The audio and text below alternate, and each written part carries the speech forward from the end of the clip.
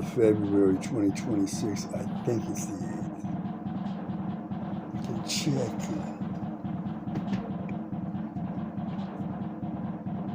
Yeah, it is. What I'm thinking about this morning is how way back when I first got married to my wife who's deaf, we were encountering major problems. I mean, I was considered to be, I still am, a certified, severely mentally deranged person. Someone with a lifelong incurable disease. These are the worst mental diseases a person can have. Among these kinds of mental diseases, you have schizophrenia, bipolar disorder, diseases like that. These are incurable, lifelong diseases. They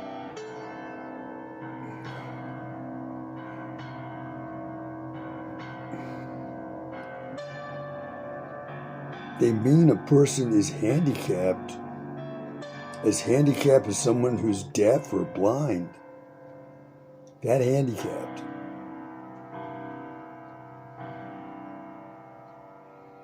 Possibly worse, since people who are deaf and or blind, they're considered functional in ways that folks with these severe mental diseases are not. So these severe mental diseases like schizophrenia and bipolar disorder, they cause a person to be dysfunctional. And the prognosis for somebody with one of these diseases is bad. Very, very bad. Now, if you're certified as having one of these diseases, you're actually certified, which is as rare as a picture of Bigfoot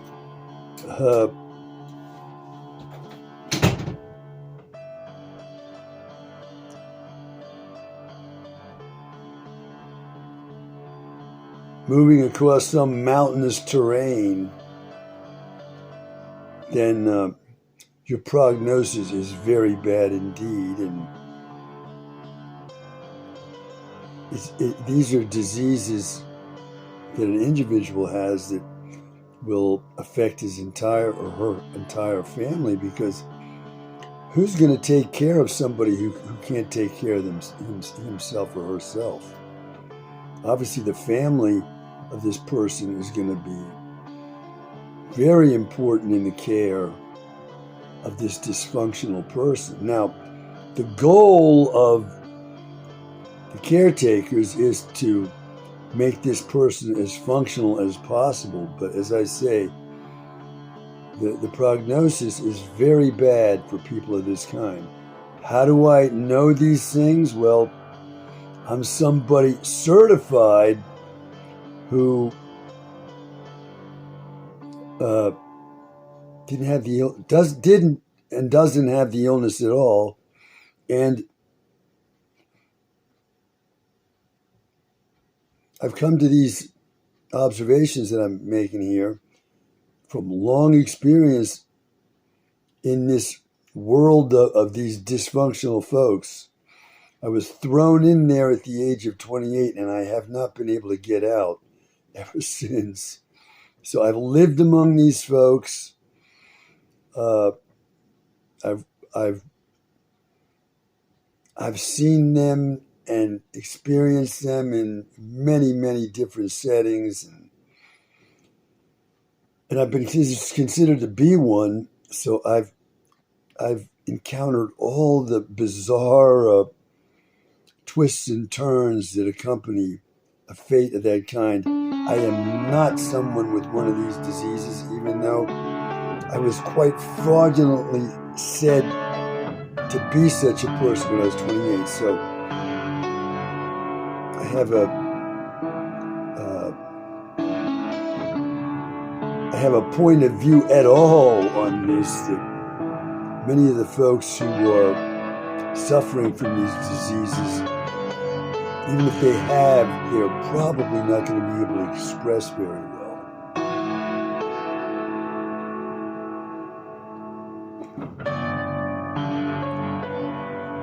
So, way back when I was just married, I was 41 years old. And at age 28, I had been declared to be, as I said, full out suffering from one of these severe diseases. Okay? So I had been, I'm going to use my terms, not the terms of the beastly, cruel society that did this to me. I'm not going to use their terms. I was imprisoned, tortured, and so badly stigmatized that I have been in what I call solitary confinement ever since that happened to me. When I was 28, I am now in my early 70s. So I got a lifetime experience in this world that I've been trying to escape for all those years unsuccessfully. Nevertheless, if you look at the things I've done across my lifetime, you would have to conclude that I'm right in what I'm saying here, that I never had one of these diseases. No one who had a disease like I was said to have, and to have even been certified as having that disease, could possibly have done the things I've done in my life. They couldn't have done them.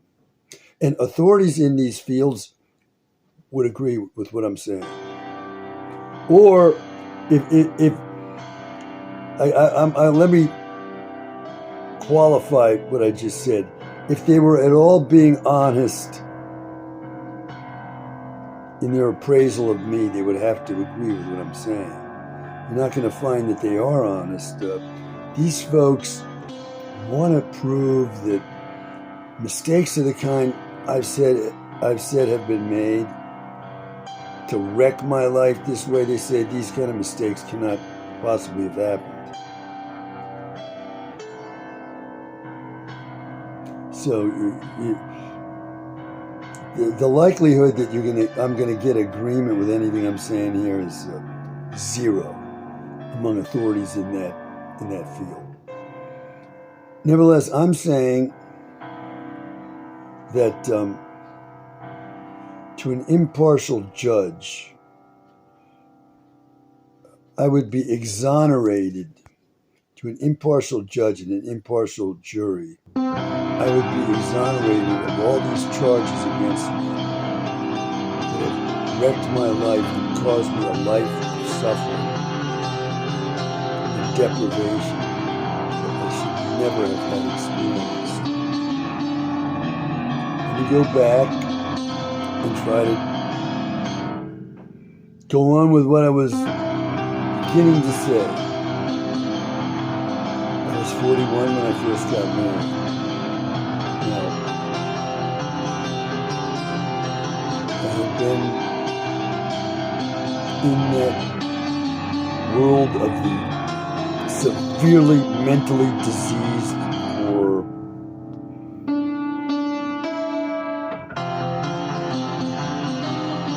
13 years.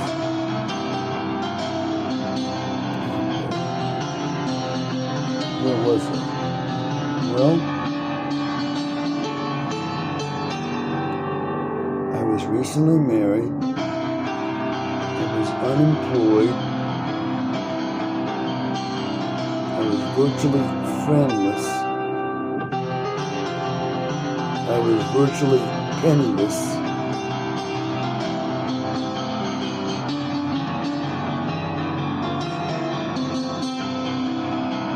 I had virtually no work record, any value in the work world,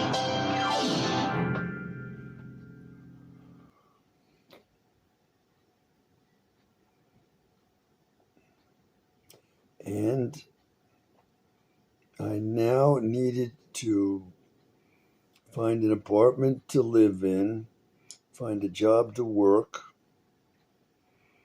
and hopefully live a life that might be worth living.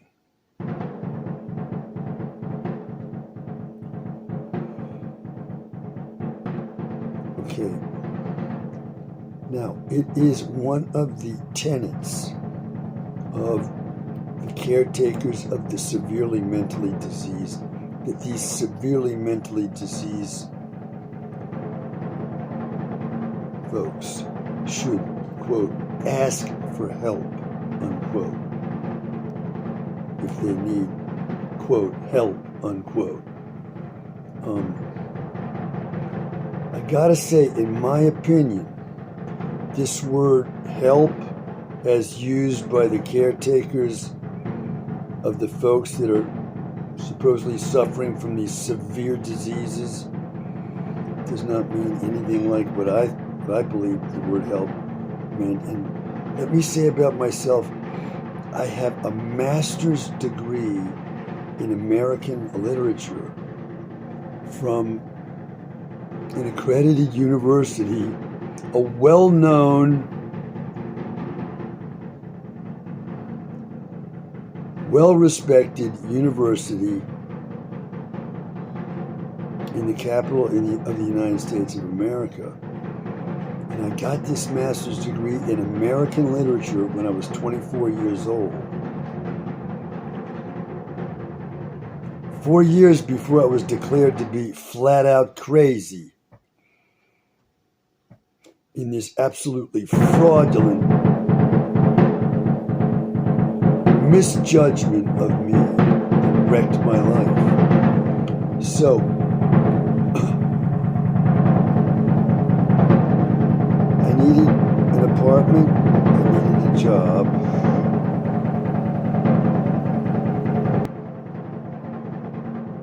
To get going when I was 41 years old.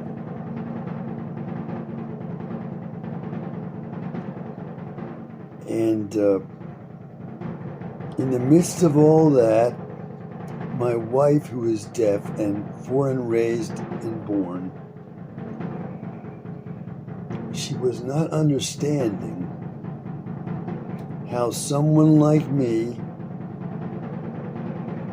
who had made straight A's at Gallaudet University as a visiting student, a 40-year-old visiting student where I met her, someone like me could possibly be having all the troubles I was having, finding a place to live with her and in getting employed. She could see that as far as she was concerned, I had no such illness. From the time that we began our relationship, and I had to let her know, listen, I got to tell you about something about myself. I'm supposed to be suffering from this severe mental disease, and it's called this, and I'm going to let you know that I am. She said, what? What are you talking about? You are not. I don't see any such thing about you, okay? Now, this is a person raised among the handicapped in the severe deprivations the handicapped experienced in her country of origin. Okay, where, let's just take this little example here. She is looked upon by some of the folks in her country as a demonic spirit, so that if she enters their shop, they may come rushing toward her to throw salt on her because she's a demonic spirit in their shop. And they want to shoo her out of there. Okay? This is the kind of world she was raised in. And if she she signed in public, sign language, okay? She might be openly mocked, even threatened for doing that in her country of origin. So, what did she want to do in public? Hide that she was deaf and hide that she expressed herself through sign language. These brought on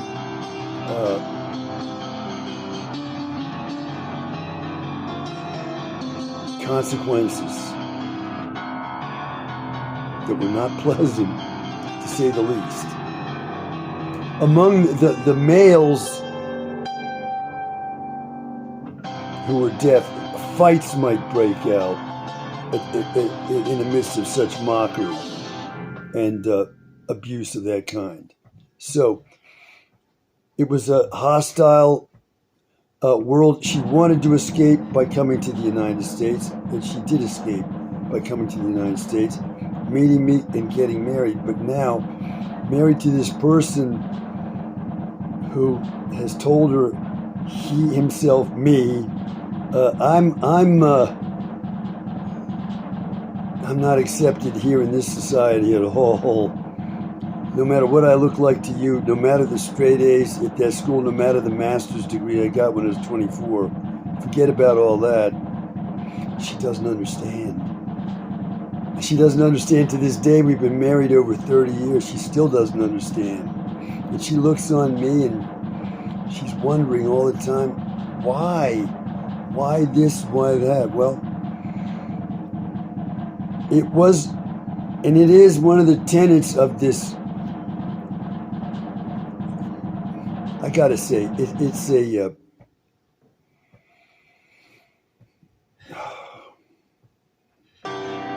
a field of study which is certainly legitimate. The scientific study of human behavior is a legitimate study. Let's face it, it's a science. But from my point of view, as someone falsely assessed to have been suffering from one of these severe diseases,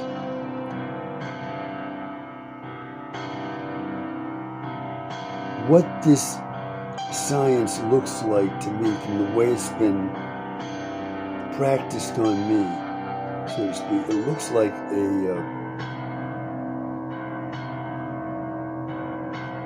pseudoscience. It doesn't look like a science at all.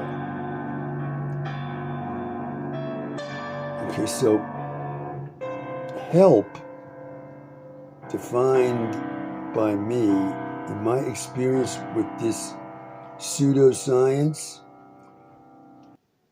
what does it mean? It means punishment. That's what it means for someone like me. I ask for help, I'm asking for punishment. And that's what I get with the so-called help. It's a long explanation of how that is, but let's appeal to your common sense. You're being helped if someone surprise arrests you, handcuffs you, takes you off, locks you up, and then medicates you against your will. This is help. Well, from whose point of view? Not mine. From my point of view, you lock me up, you're imprisoning me. And if I haven't asked you to do that, you are not helping me, you are imprisoning me. And there's no way in hell or high water, as the expression goes, that you are ever going to convince me that that is somehow help. You have arrested me on false charges and imprisoned me, and then if the medicine causes me agony, as it did, you're now torturing me with this medication, which you will not stop giving me, even if I'm telling you I'm screaming in pain from this medicine. Please stop it, and they will not stop it. So I'm calling that torture.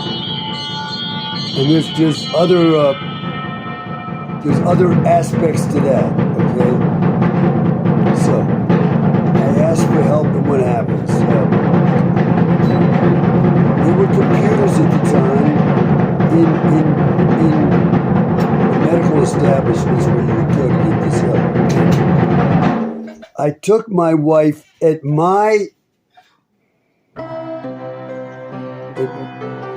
call, okay, to get this help because she was experiencing major problems and not being able to understand how she had to live in the kind of apartment she had to live in with me, how hard it was for me to get that apartment, and how hard it was for me to find a job and everything else. She wasn't understanding any of that, and so I took her to this place for so-called help. It was supposed to help people like her, deaf people, okay? And what do I find when I take her there? Well, these people immediately know about me from their computers, right?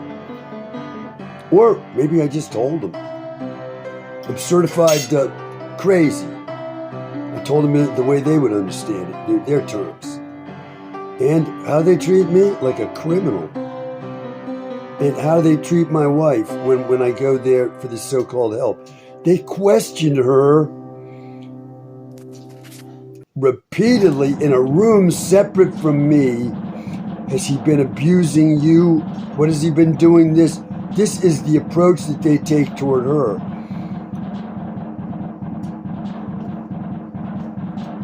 I've been abusing her, huh? This is, my wife comes out and tells me later that that's all it was all about.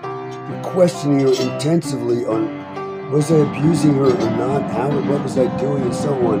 When I brought her there for this thing called help, well,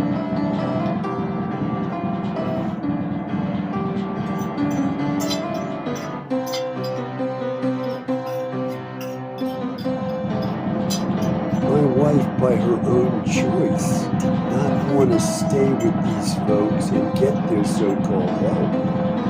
She wanted nothing to do with them.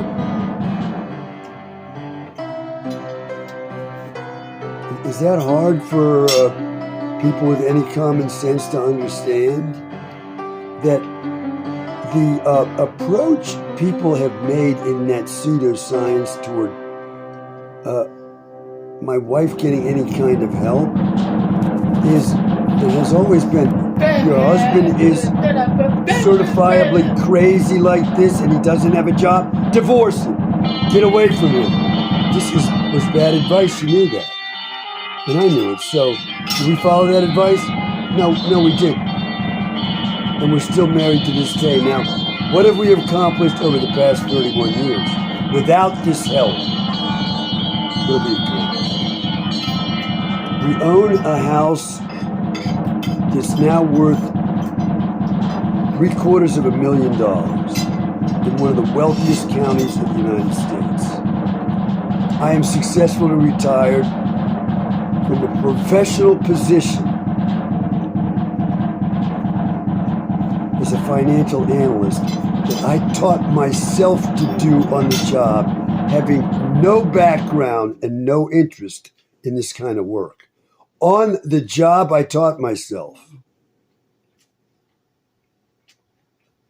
And then I worked that job to retirement. And we're now in retirement from the great benefits we got as a result of my succeeding that way in the workplace. Was it a success? I worked a job I never wanted to work. No, I'm not criticizing the people I work for. I hold them in high esteem. I do. However, and they're not responsible for having thrown me into this awful fate that I've been thrown into. They are not, and I'm not in any way criticizing them by what I'm saying. They gave me the opportunity to work this job, and I'm grateful. However, I just want to put the whole thing in context. And so, what else have we done? We had a child. We raised that child, sending that child to one of the best private schools in the United States of America, which is also one of the highest price schools, which we send him to using the financial aid available to us from this school. What else have we done?